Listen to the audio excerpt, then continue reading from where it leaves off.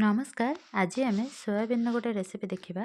Soybean तो normally आम समस्त घरे बनईचे कि मुझे किसी डिफरेंट ये बनईबी जोटा कि बहुत टेस्टी लगे। मुझे यहाँ केवे भी कहबी जे सोयाबीन के एमती बनइले गोटे चिकेन भली लगे कि हाँ, जो मैंने सोयाबीन गोटे तरफ रू से चिकेन टाइप ये कहुए कहीं चिकेन जी प्रोटीन थाए सोयाबीन में से प्रोटीन भरपूर मात्रा थाए।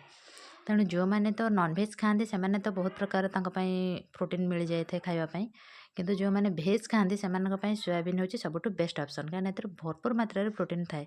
से सोयाबीन को आम प्रथम गरम पानी रे जमती नॉर्मली सोयाबीन आम गरम पानी रे भिजेकी 10-15 मिनट रखीदे। जदि आपके समय ना आप गरम पानी रे 2-3 मिनट फुटेदेवे।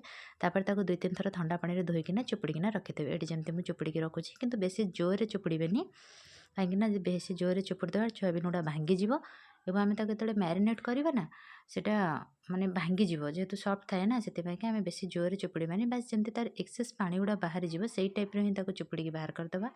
एवं जो मैंने वेजिटेरियन अच्छा से तो एमती थे बनई खातु पूरा माने सब बड़े एमती ही बनई खाया पसंद करेंगे। और सोयाबीन टाक जो मैंने भी खाइबा को पसंद ए वेजिटेरियन मैंने भी सब तो एमती माने नॉनभेज जो मैंने भी खाती से गोटे बढ़िया टेस्टी आइटम तो मिल जाव। से भेज खातु कि नॉनभेज खातु दीटा जाक भितर सोयाबीन बढ़िया लगे। आपन थोड़े एमती बनई खातु जो नॉनभेज बारी माने भेज बारी अच्छी से बारी तो आप निश्चित भाव में बनई खाईपारे। तापर आम कौन करवा ना एथे गोटे जिनस मैरिनेट करवा से हूँ बेसन। कहीं बेसन टेस्ट बहुत बढ़िया आसे। बेसन पकुड़ी हो कि बेसन तरकारी हो समस्ते पसंद करते खायापी कि एमती सोयाबीन ने बेसन मैरिनेट कर थे बनातु आपन देखिए बेसन फ्लेवर और सोयाबीन टेस्ट एत टेस्टी लगे। सहित यहाँ गोटे एत प्रोटीन युक्त खाद्यटा निश्चित भाव में आपण मानक पसंद आसब। तापर आम एते खाली बेसन ही मैरिनेट करवा जी आमर सोयाबीन आवश्यक से ही पकेबा आदौ पानी दबानी जी माने जमती कोट हो बेसनटा रही ही आम दबा। मुझे 2 चामच देती। तापर ये गोटे नॉनस्टिक कड़े नहीं कहीं सोयाबीन प्रायतः भाजिला बेले से कौन है कड़े लगी जाए। से आपण पाखे यदि नॉनस्टिक करे ना तो आप गोटे जोटा कि बहुत तेल युक्त होती आम जो पराठा करे आउ जो भजा करे कि अधिक टिके तेल देकिना ताको माने मोटा करे भाजिबे आराम से भाजी हो। जदि भी किसी करे लगिगला किसी असुविधा ना जो आम मसला कषा से मसला सहित मिसीज से कौन करवा ना आम पैन रे से जो मैरिनेट होता बेसन सोयाबीन को देदेबा। दे सारा पर कौन करवा ना एबे जितेबले भाजी हो 50% भाजी होपर आम से टेस्ट अनुसार लुण हलदी दबा कहीं कलरटा टी भल आसापी कि आप चाहिए एमती खाली रे खाइबापा तो बिना लुण तो भल लगे से लुण हलदी देके भाजीदेवा। आप चाहिए ए स्टेज लंका गुंड देपारे मुझे लंका देनी कहीं जेहेतु छोट पिला खाइबे। तापर आम मसला भी लंका व्यवहार करवा से एमती भाजीदेवे। एमती भी आप स्नैक्स हिसाब से भी खाईपारे बहुत बढ़िया लगे। देखो भलसे भाजी हो गला पैन छाड़ी गला। एवं सोयाबीन जो भाजबे ना जिते हम कम तेल यूज करेंगे कहीं जदि आम अधिक तेल यूज करवा सोयाबीन गोटे एमती जिनस जोटा कि जिते तेल देले भी से आब्जर्व करनब से कम तेल देके भाजी नवा। तापर पैन आम सोयाबीन तक बाहर करदे। देखो मैं भाव गोटे प्लेट को बाहर कर नहीं। तापर आम पुणी से पैन को नवा। देखो किसी भी लगे से पैन आम एबे नेक्स्ट प्रोसेस आरंभ करवा। जेहेतु आम यहाँ बिना पियाज रसुण बनाऊे बिना पियाज रसुण बनईकि भी एत टेस्टी लगे आप निश्चित भाव में थे बनइले ही जानीपारे।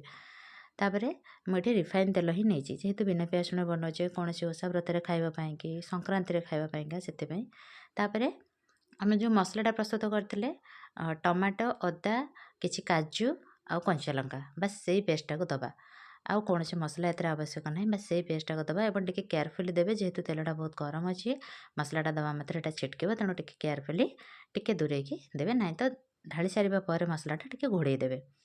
तापर देखो ये मत लगुच माने तेल टिके आमर अधिक हो जाए मसला देखो केते तेल अच्छी तेणु आम तेलटा को सेपरेट करनवा माने गोटे चामच साहाଯ୍य मसला साइड करना तेलु तेलटा को आम बाहर करनवा ना कौन मैंने बहुत ऑयल हो किंतु आपण टिके तेल देखिकिना देवे एमती मो भली अधिक तेल देदेवेनि। देखो मुझे तेलटा को बाहर कर नहीं तापर आम मसला को कषा एबे तेल ठीक अच्छे। तापर कौन करवा ना मसलाटा टिके तेल छाड़ी आसला देहरु न छाड़ले भी चलिबो। ता देहरे आमे किछि गुंड मसला देबा, जेमति कि एठी मु देइछि गोटे चामच धनिया गुंड छोट चामच रे, तापरे गोटे छोट चामच रे ही मोटे देइछि जीरा गुंड। देखंतु पूरा छोट चामच टे व्यवहार करिवे, जो चा चामच थाए ना से चामच। तापरे मु एठी किछि काश्मीरी लंका गुंड नेछि। आमे लंका गुंड रे व्यवहार करिबानी, एति पई का आमे एतिरे प्रथमरु लंका बाटी देइछि मसला रे, सेति पई का आमे आउ राग दबानी, बहुत राग हे जिवो। बस काश्मीरी लंका गुंड टिके दबा कलर पई का। तापरे आमे कोन करबा ना, एतिरे आउ टिके गुंड मसला देबा। एटा होछि हल्दी गुंड। तापरे आउ किछि मसला मध्ये हादरे ऐड करबा, जोटा कि हैला एटी देखंतु मु किछि गरम मसला रो व्यवहार करिछि, जोटा कि एटा घर तयारी गरम मसला, किंबा आपण चाहिले भेज गरम मसला नै पारे, जोतरे कि अदा सॉरी सेतरे रसुण नथिबो। देखंतु गरम मसला, तापर स्वाद अनुसार टिके लुण। आमे सोयाबीन ने भी लुण देइछे, तेणु देखिकिना लुण देबा, बस मसला क्वांटिटी हिसाब रे। आ गोटे कथा, आपण जदि आलू व्यवहार करबा को चाहेबे, तो जेतेबेले सोयाबीन आपण भाजिले ना, सोयाबीन भाजी सारिबा परे सेई पैन रे आलू को टिके भाजी कि नै परिबे, नाइ तो ग्रेवी बनै सारिया परे सिजा आलू मध्ये आपण नै परिबे। मु एठी आलू रो व्यवहार करिनि, सेति पई डायरेक्ट एमति मसलाटा बनैली सोयाबीन भाजी सारिबा परे। मसलाटा एमति कसे नबा धीरे धीरे, जेमति का पूरा मसला रो तेल बाहरिबो, काना जेहेतु कंचा मसला अछि। आउ माने किछि मसला भी आमे भाजी किना भी नै थांते ना, जेहेतु मसलाटा टमाटर अदा तार कंचा आमे बाटी कि नैछे, सेति पई ताको टिके कसी नबा। बेसी टाइम लागिबोनी, 10-15 मिनिट भितर बनि जिवो।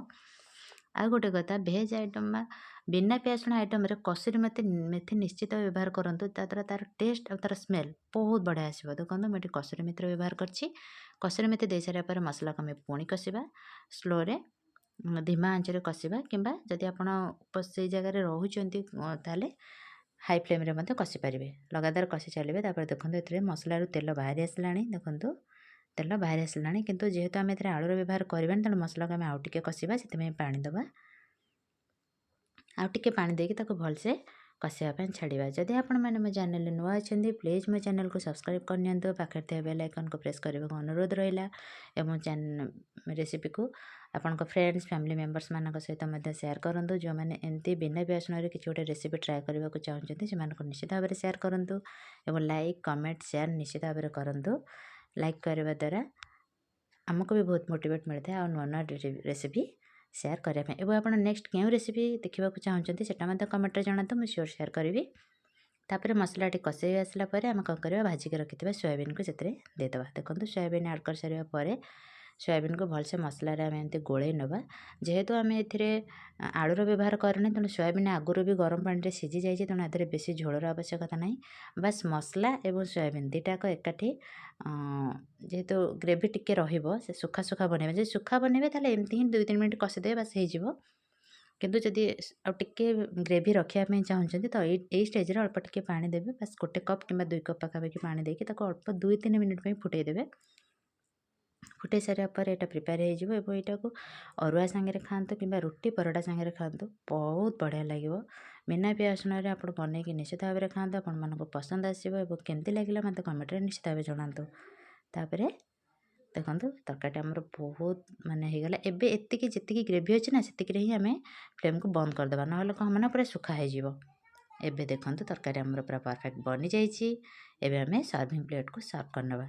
देखंतु तरकारी हमर केते कलरफुल देखा जाउछि, एवं खाइबा को बहुत टेस्टी। श्योर एटा मोर ग्यारंटी जे आपण थरे निश्चित भाव में बनातु। आपण मते निश्चित भाव में कमेंट करिया से जणेबे जे बहुत बढ़िया लागिला बोली। देखंतु एबे हमर प्रिपेयर हो गला सुपर टेस्टी एवं सुपर इजी सोयाबीन मसला। देखंतु एमती भाव में बनैकी खातु, परिवार समस्त खुआतु। छोट ठार बड़ समस्त एटा को पसंद करेंगे। छोट पिला तो सोयाबीन खाया बहुत पसंद करती। एमती बनैकी देले तो सी बहुत पसंद भी करेंगे।